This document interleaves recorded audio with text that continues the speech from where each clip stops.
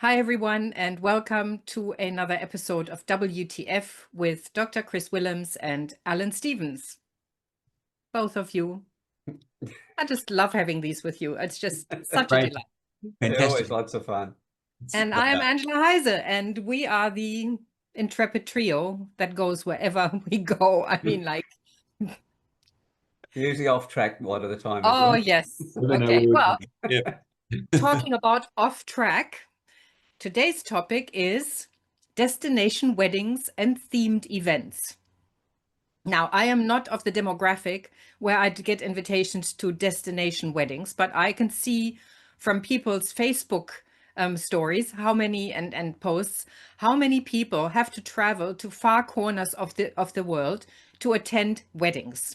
Now, I don't mind a good wedding, but I mean, given that more than half of the weddings or marriages fail within the first few years, I don't know if it's worthwhile spending that much money on an event that, comes with such high hopes. No, I don't mean to diss weddings, but do we really have to spend that much money on something that you could, you could furnish a house with, I mean, you could do all sorts of wonderful things and you can have a party.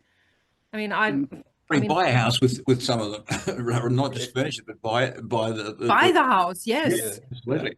I have this. I've never actually heard of a destination weddings until today, so I'm happy to be ignorant about that.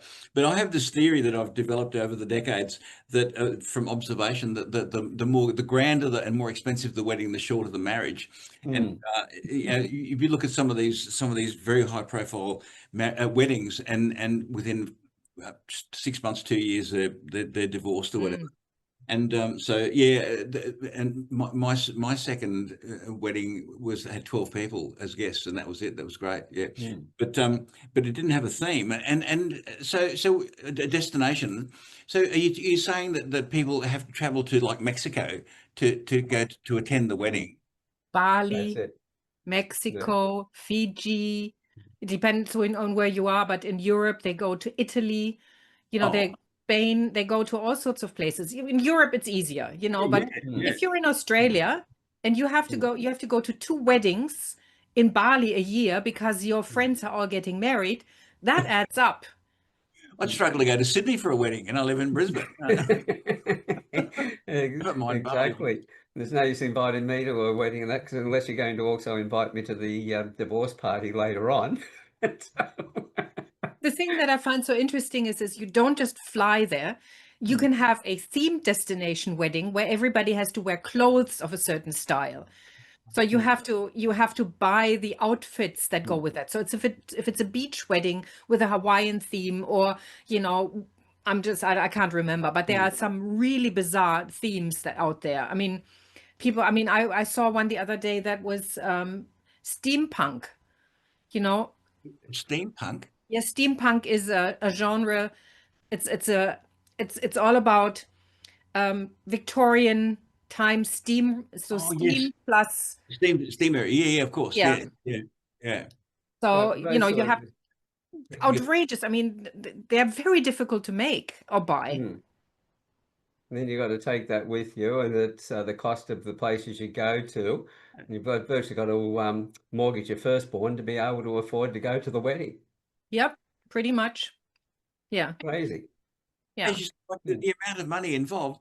Wouldn't it be better to just hand people some money and say, as a wedding gift, and say, here, sorry, I can't make it, but here's some dosh, but not $5,000. I think a wedding should be celebrated, and I use the word should be deliberately, but you can choose your own format. You don't have to comply with certain expectations. And, an industry that earns a ton of money for making these things happen. It's just, I just don't see that justified. I mean, when I got married, and I didn't have a divorce party, but we did. My ex-husband and I had a small party on the beach, just the two of us. But our wedding was the same thing: 2 people, 2 witnesses, and a celebrant on the beach, and then we had a big party afterwards. Where we just told people we got married, come and celebrate with us, and it was just very simple, joyful. I love what you said just a minute ago, Angela. You said, oh, yes, we did have a divorce party, very small, just the two of us on the beach.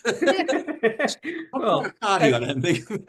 Celebration, yes. I did the same thing. I got divorced from my first wife. We went and had celebrated by having lunch, but we also celebrated with the couple that got divorced before us. It was the union rep from the telecom, his partner.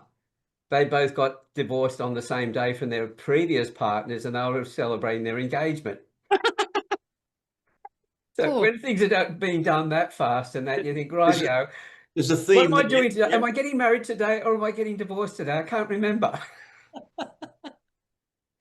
Have you been invited to, okay, so that's that you probably didn't theme that as such, as in, No. like deliberately styling it. But I have been to parties where I was only allowed to wear white or red or something. And it's like, one was a wedding in purple. I hate purple. Like not as a color as such, but you put me in purple, I look like I've just thrown up. Like it's the worst color for me. Yeah. And it was like, oh God, really? I have to buy something that I will never, ever, ever wear again. That's it. It's like being a bridesmaid, isn't it? There's a frock that you'll only wear once in your life, and you spend $4,000 on it. Outrageous, absolutely outrageous. But the whole the whole destination thing that blows me away. But you've literally got to organise a passport and tickets. Thousands to do that. I think it's really, really insulting to expect people to do that. I mean, intimate family, maybe, but not 120 guests, for God's sake. Bloody hell, that's outrageous. There might be a way of making sure that you reduce the number of people who actually get to your wedding. I've got to invite all these people because they're expected to come. Oh, but we're going to do it overseas. Oh, no, I'm sorry, I can't come. Yeah. But I mean, talking from an event organizing perspective, like you have to tell the venue how many people you're expecting, and then you have to have negotiations. What happens if you don't get that? Will that change the room rate? Will that change the menu? It's just insane. Isn't the wedding stressful enough? A normal, straightforward wedding, is that not stressful enough on the bride and the bridegroom? There's a certain sort of stress that only a wedding can generate. And no matter which party you're part of, bridegroom, whatever, it's just so immensely stressful, and there's no escaping it, and something always goes wrong. And I hate them. Well, thankfully, we've got a number of movies coming out or that have come out that are all about destination weddings and that show how dysfunctional families completely implode when they're in one of those constrained environments where nobody can escape because it's a wedding island or something like that. I can't watch those because I cringe just at the thought of, I don't know, it's a recipe for disaster generally. Well, I mean, one of the reasons why I have to educate myself and watch some of those movies. Try not to vomit, but it's I'd never heard of it until you mentioned it. Well, there you go. Themed weddings, but not destination weddings. That's outrageous. Really crazy on top of the normal reality shows. It's even crazier again. Yeah. Yes, it is indeed. Yes. How can we outdo everybody else? With the bit, and then of course the gifts. Then you have. I mean, there are all these things that I never thought would be part of a wedding. But like destination weddings taken aside, but gifts for the guests for showing up. Everybody gets a little gift bag, and there are all of these things where I go, this has nothing to do with the celebration of a union anymore. This is all about money. We're creating all of these traditions and these things that supposedly make it such a joyful event, and all it does, it creates stress and financial stress, emotional stress.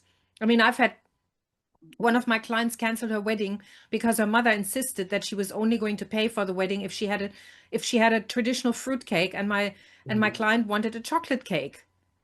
So, that's a totally different topic. That's people interfering. As it happens, just yesterday, as I was driving through Dayra on my way home, I thought, I really feel like an ice cream. There's a little ice cream shop. And I got to the ice cream shop, and there was a bride and groom in the front of the ice cream shop. And I went, are you having ice creams for your wedding? Or I didn't say that, but I thought, oh, congratulations, as I walked past. And I realized they were hiding from the guests who were just around the corner in this sort of veranda kind of thing. So I had to push past the bride and groom to get my ice cream. And then I was still waiting as I got my ice cream and I walked past them again. I said, it's okay, I'll distract them because they were hiding and waiting for the right moment. I said, I'll distract the guests as I walk past with ice cream. Well, that takes destination wedding to a whole new level. See, I don't mind a destination wedding in Dayborough, which is down the mountain, like 9 kilometres away. That's all right. I can cope with that, and I'll get an ice cream as well. So yeah, it was just an interesting juxtaposition. You don't expect a bride and groom to be in an ice cream shop, in Dayborough. It's anyway. As I said, too much stress in weddings. Absolutely. We don't need to add to it with all this other rubbish. I know, indeed. Well, thanks for educating me, Angela. I really appreciate that. I'll have to keep an eye out for more destination weddings and to make sure I avoid them like the plague. Yeah. Well, thank you everybody for watching and listening. We're building bridges of respect, one conversation at a time. Join us next time. Thank you, Alan. Thank you, Chris. Thank you. Thank you.